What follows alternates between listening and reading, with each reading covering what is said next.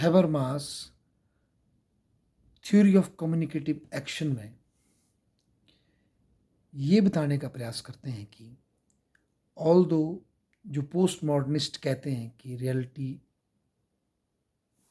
Subjective है, reality के different versions हैं, लैंग्वेज भी कभी अपने आप में बिल्कुल निष्पक्ष रूप से सत्य को बयान नहीं कर सकती है,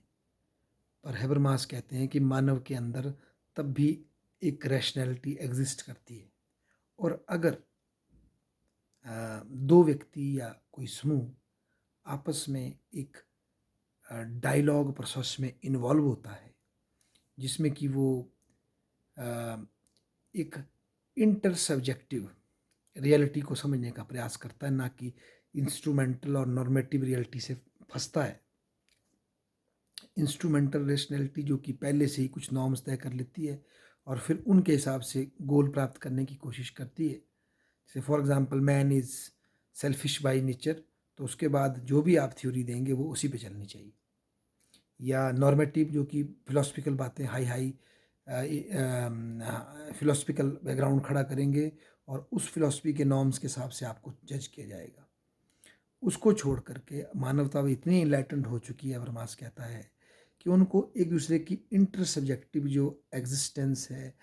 जो परसेप्शन है रियलिटी की, उसको देखते हुए आपस में एक डायलॉग प्रोसेस में इन्वॉल्व होना पड़ेगा और अपनी बात एक दूसरे तक पहुंचानी पड़ेगी और कोशिश करनी पड़ेगी जो दूसरा व्यक्ति जो अपनी बात कह रहा है उसको अंडरस्टैंड करने का प्रयास करना पड़ेगा। और जब हम ऐसा प्रयास करेंगे, हबरमास कहते हैं, तो उससे हमारी एक ज़्यादा बेटर अंडरस्टैंडिंग और रैशनैलिटी डेवलप हो सकती है, जिसके बेस पर समाज जो है एक कम्युनिकेटिव एक्शन ले सकता है।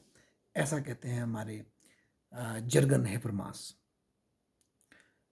बेसिकली हेबरमास का प्रयास था